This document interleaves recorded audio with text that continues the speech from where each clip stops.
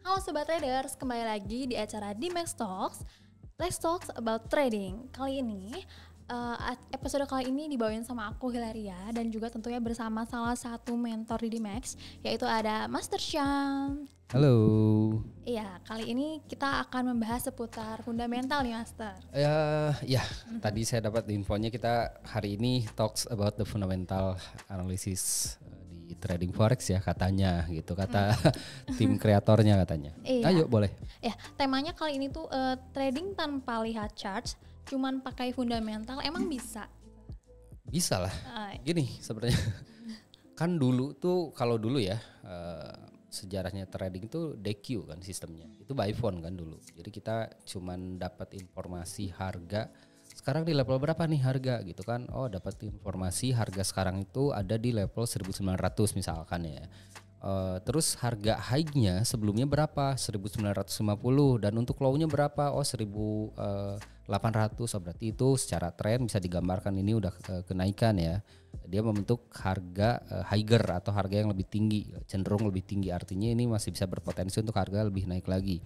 Nah dengan informasi tersebut sebenarnya kita udah bisa melakukan analisis ya, yaitu melakukan transaksi buy karena kecenderungan harga dia mengalami kenaikan gitu. Sebenarnya jadi kalau misalkan kita nggak perlu lihat chart atau nggak lihat chart untuk melakukan transaksi bisa nggak? Ya bisa gitu. Karena yang kita butuhkan itu adalah informasi harganya ada di level berapa, baru kita bisa memproyeksikan ke depannya harga itu mau seperti apa, mau kemana gitu. Iya, oke. Kebetulan tadi itu baru menyebutkan tema dan ini kita masuk ke pertanyaan pertama ya. Oke. Ya, pertanyaan pertama, apa bedanya analisis teknikal dengan analisis fundamental?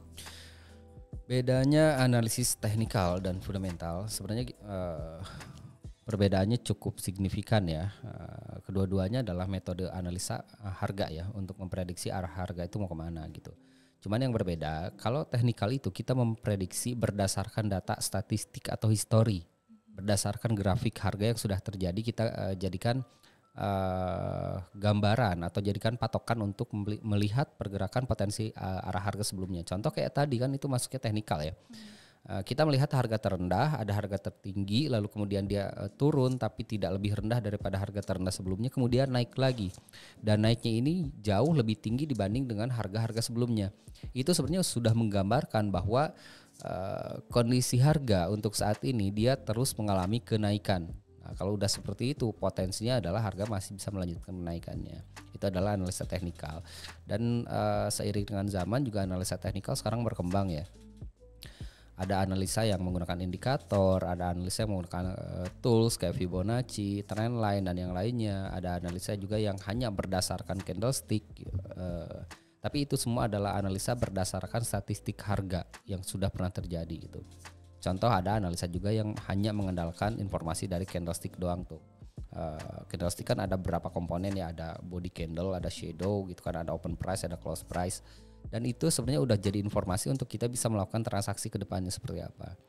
Karena ya candlestick ini juga bukan jenis grafik pertama sebetulnya kan. Jadi candlestick ini kan dulu tahun 1700-an kalau nggak salah ya, itu diciptakan oleh orang Jepang namanya Munehisa Homma.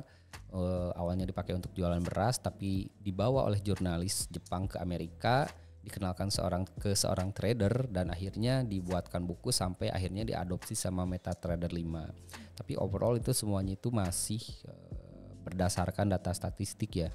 Nah, sedangkan untuk fundamental itu adalah analisa harga, tapi yang kita pertimbangkan atau yang kita perhitungkan itu dan yang kita amati itu adalah berita-berita yang berpengaruh terhadap pergerakan ekonomi baik itu domestik ataupun secara global. Contoh kayak misalkan sekarang tuh lagi rame yang namanya geopolitik ya di Timur Tengah antara kelompok Hamas sama Israel. Itu berpengaruh terhadap perkembangan atau terhadap pergerakan ekonomi dunia karena di belakang kedua kubu tersebut ada negara-negara besar yang turut ikut campur dan itu berpotensi juga untuk berpengaruh juga terhadap perekonomian hampir seluruh dunia. Di luar itu kayak misalkan pemilu juga akan menghabiskan anggaran besar dan berpotensi untuk membuat kebijakan-kebijakan politik yang baru di pemerintahan yang baru itu, dan itu juga akan berpengaruh terhadap pergerakan mata uang gitu. Atau makroekonomi, contohnya kayak unemployment atau misalkan jobless atau pengangguran ya. Jika pengangguran di suatu negara itu bertambah, misalkan itu kan ada ya datanya dirilis setiap minggu biasanya oleh banyak website, dan kita bisa cek juga kalau data pengangguran bertambah kan biasanya mata uangnya melemah ya karena ekonominya berarti turun ya. Itu biasanya bisa jadi acuan juga untuk analisa fundamental. Misalkan ini Amerika bulan depan kemungkinan dia akan terus melemah dolar Amerikanya karena penganggurannya banyak. Nah itu adalah analisa fundamental. Atau misalkan analisa suku bunga mau dipotong nih bulan ini, artinya biasanya dolar Amerikanya melemah karena investor biasanya lebih memilih aset yang lain. Itu juga analisa fundamental. Jadi analisa fundamental itu adalah menganalisa pergerakan harga ke depan berdasarkan atau dengan mengamati kebijakan-kebijakan ekonomi atau apapun itu yang kejadian yang sedang terjadi dan berpotensi untuk berpengaruh terhadap perekonomian secara global ataupun domestik di negara tersebut gitu. Oke, baik Mr. Syam. Ini tentunya udah sangat kejawab banget ya untuk pertanyaan pertama. Oke, lanjut ke pertanyaan kedua. Yang dimaksud fundamental hawkish dan dovish itu apa? Oke, itu sebenarnya cuman ini aja sih peribahasa ya di dunia forex tuh. Kalau misalkan dovish itu mengacu atau merujuk kepada istilah-istilah yang mengarah ke penurunan atau pelemahan mata uang atau aset tertentu ya. Sedangkan kalau hawkish itu adalah statement yang bisa atau berpotensi berpengaruh, bisa menguatkan atau memberi dampak positif terhadap pergerakan mata uang yang bersangkutan. Jadi biasanya kalau hawkish dovish itu muncul ketika ada pejabat atau misalkan kayak chairman-nya The Fed ya lagi speak tuh. Nah itu biasanya dinilai ini speak-nya dia tuh dovish nih. Speak-nya dia itu hawkish nih. Jadi kalau misalkan hawkish itu yang bagus-bagus lah gitu kan. Dia bilang mata uang kita bulan depan akan menguat karena pengangguran turun, inflasi turun gitu kan, dan data-data positif lainnya. Nah itu adalah statement hawkish. Sedangkan untuk statement dovish berarti sebaliknya gitu. Banyak hal yang bisa atau kalimat-kalimat yang diucapkan itu kebanyakan bisa membebani atau memberatkan pergerakan mata uang negara yang bersangkutan gitu. Oke, baik. Lanjut ke pertanyaan ketiga. Apa yang harus kita waspadai ketika ada news mengenai suku bunga, terus peluang apa saja yang bisa kita manfaatkan dari news suku bunga tersebut? Tentunya ketika ada informasi ya, bahwa contoh kayak misalkan ada yang di Amerika tuh ada namanya FOMC, Federal Open Meeting Committee ya, dan itu biasanya per satu kuartal ya, atau mungkin bisa jadi lebih atau kurang. Biasanya ada penetapan suku bunga yang baru. Jadi kalau misalkan Amerika contoh itu udah ada informasi sekarang juga ya, di bulan Desember nanti itu ada rapat The Fed juga, FOMC juga. Dan di rapat itu kemungkinan akan diumumkan untuk suku bunga Amerika yang baru. Nah, apa yang menjadi kekhawatiran dan kenapa ini menjadi penting untuk seorang trader forex? Karena ketika suku bunga baru itu ditetapkan atau di FOMC ini, biasanya itu akan memberikan dampak volatilitas terhadap market yang cukup besar terhadap market itu. Jadi kita harus lebih bukan was-was ya, lebih prepare, lebih antisipasi gitu kan. Kalau misalkan suku bunganya itu memang ada rencana untuk dinaikkan atau dipangkas, maka itu kita harus lebih hati-hati karena kalau kita tidak memasang stop loss atau kita misalkan sistemnya itu manual, kalau keseret bisa lumayan karena pergerakan atau dampaknya itu bisa 20-30 poin normalnya, dan kalau crash bisa 50-60 poin per satu gerakan itu. Jadi ada beberapa hal juga yang memang harus kita amati atau kita lebih prepare lah ya, termasuk kayak support area-areanya, levelnya, resistennya gitu kan. Tapi yang kita ambil major kayak contoh, kalau yang user MA kan biasanya dia following trend ya. Ketika harga udah naik pun kalau misalkan MA-nya masih menunjukkan signal kenaikan, dia akan terus buy. Nah itu harus lebih waspada. Kenapa? Karena rilis dari suku bunga ini dia belum tentu searah dengan moving average-nya, atau misalkan pengguna trend lain juga sama gitu kan, itu juga belum tentu. Itu jadi harus diperhatikan untuk level-level SNR majornya dia gitu. Oke. Di sini kita banyak banget dapat pengetahuan baru dari Master Syam. Jadi buat teman-teman ya, kalau misalnya mau dapat pengetahuan baru soal trading, soal dunia trading dan seluk-beluk lainnya, boleh langsung aja datang ke kantor di Dimex gitu. Oke, lanjut ke pertanyaan selanjutnya. Oke. Apa tujuan Bank Sentral AS menurunkan atau menaikkan suku bunga? Tujuan bank sentral, bank sentralnya di Amerika ditanyanya ke saya. Tujuan bank sentral AS untuk apa? Menaikkan atau menurunkan suku bunga. Tentu saja untuk memberikan stimulus terhadap pergerakan ekonominya dan untuk menjaga agar perputaran ekonominya stabil ya. Kayak sekarang misalkan selama masa pandemi ditambah lagi, diperburuk lagi dengan eskalasi Rusia Ukraine gitu kan. Ekonomi Amerika itu mengalami penurunan. Bahkan dampak dari pandemi ini hampir semua negara itu terkena dampak inflasi yang melambung tinggi, termasuk Amerika. Dan Amerika kan selama masa pandemi aja ya, dia kan printing money. Cuman masalahnya printing money-nya kebanyakan gitu. Kalau nggak salah kurang lebih sekitar kebanyakan kelebihan 34 billion dollars dari yang seharusnya, dan itu tentu saja berdampak negatif kan. Nah, suku bunga yang terlalu tinggi ini suku bunga lagi.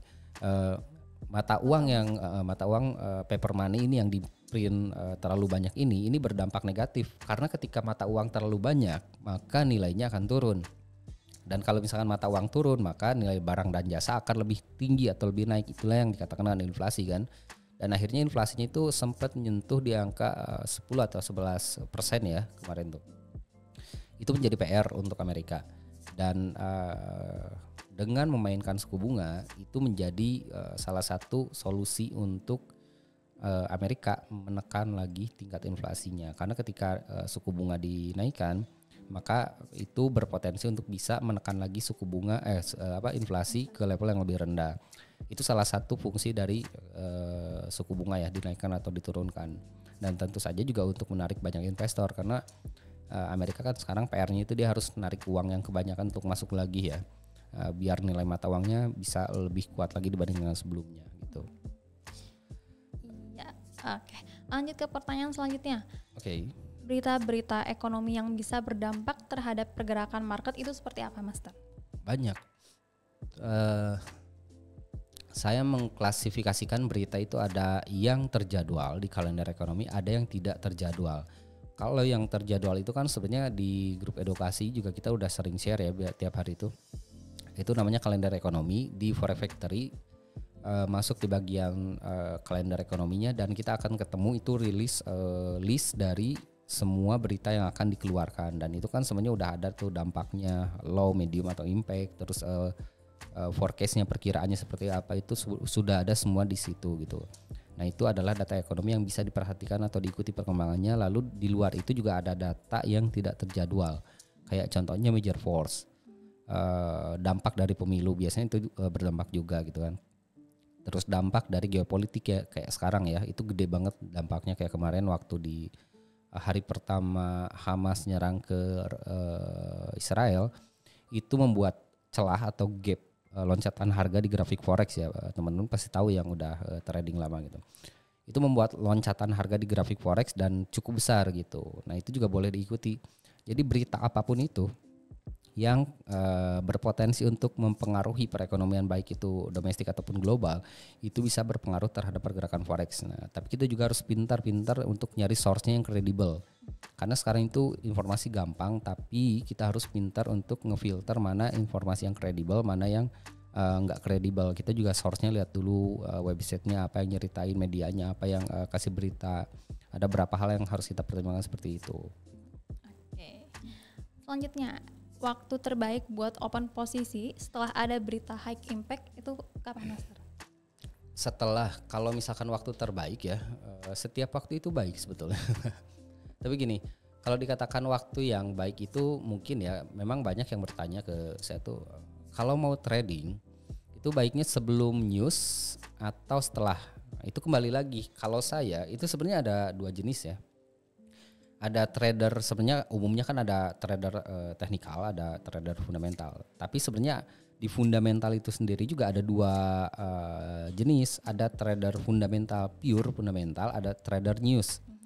Nah, yang suka OP ketika news NFP, misalkan dia sebelum 10 menit sebelum news gitu kan buy atau sell, itu trader news sebetulnya. Trader yang ke arah scalping. dia memanfaatkan lonjakan harga di waktu perilisan news. Nah, kalau saya lebih ke arah trader fundamental yang melihat arah harga untuk jangka panjang, sebulan ke depan, 2 bulan ke depan, setahun ke depan gitu kan. Untuk melihat arahnya, baru untuk menentukan level entry-nya menggunakan teknikal. Tapi kalau dikatakan mana yang lebih baik, dua-duanya baik gitu kan. Tergantung kita maunya ambil yang seperti apa, mau yang cepat gitu kan. Ketika news kita buy atau sell gitu kan, ya hitungan detik kita bisa profit, tapi ya bisa loss juga dengan skala atau range yang lebih besar dibanding ketika market kondisinya normal tanpa ada news gitu. Tapi kalau saya lebih menyarankan ya, kalau mau trading berdasarkan data fundamental, pure fundamental gitu kan, lihat fundamental itu kita gunakannya dulu untuk apa dulu gitu kan. Nah kalau saya kan untuk melihat arah harga jangka panjang, bukan untuk melihat loncatan harga ketika news itu dirilis. Itu lebih beresiko kalau menurut saya gitu. Oke, masuk ke pertanyaan terakhir. Apakah DD Max menyediakan edukasi bagi yang ingin belajar fundamental? DD Max menyediakan edukasi untuk yang belajar fundamental, ya. Bahkan nggak sekedar yang pengen belajar fundamental. Jadi setiap member atau setiap trader yang depo menggunakan broker DD Max itu udah pasti dapat hak untuk masuk ke grup-grup edukasi. Dan itu otomatis ya Mas? Otomatis, dan di grup edukasinya itu aja sebenarnya udah lengkap. Kita nggak perlu minta pun itu udah pasti dikasih. Ada teknikal pasti udah ada, fundamental pun ada kelasnya masing-masing gitu. Jadi ada untuk kelas fundamental dan kelas khususnya juga ada gitu. Bisa langsung melalui via grup maupun ketemu langsung ya Mas di kantor DD Max-nya. Betul. Iya. Jadi buat sobat trader yang di luar sana mau belajar trading ataupun mengetahui informasi-informasi lainnya seputar trading, bisa langsung aja datang ke kantor kami di Jalan Garuda nomor 88 Bandung gitu. Nanti ketemu Mbak Ria ya. Iya, ketemu. Udah gitu baru ketemu Master. Oke, tadi karena udah masuk ke pertanyaan terakhir, saya mau tanya untuk kesimpulan dari fundamental sendiri nih dari Master. Oke, kesimpulannya sebenarnya fundamental, saya sebenarnya tidak mengklasifikasikan ya harus ada trader fundamental ataupun nggak boleh fundamental, harus teknikal, enggak. Sebenarnya antara fundamental dan teknikal itu adalah dua metode analisis harga yang udah sepaket. Saya melihatnya itu kalau untuk analisa fundamental itu kita lakukan untuk melihat proyeksi harga untuk jangka panjang. Sedangkan untuk menentukan entry level yang ideal, yang untuk mencari best price di sebuah harga itu kita menggunakan teknikal karena itu akan lebih spesifik lagi, lebih detail lagi untuk melihat pergerakan harga sampai per candlestick-nya gitu. Ya, oke. Terima kasih untuk sobat trader yang sudah menyaksikan DD-Max Talks episode kali ini. Untuk teman-teman yang mau belajar lebih lanjut bisa tonton video-video edukasi kita di YouTube channel DD-Max Official. Sampai jumpa di DD-Max Official episode selanjutnya. Bye.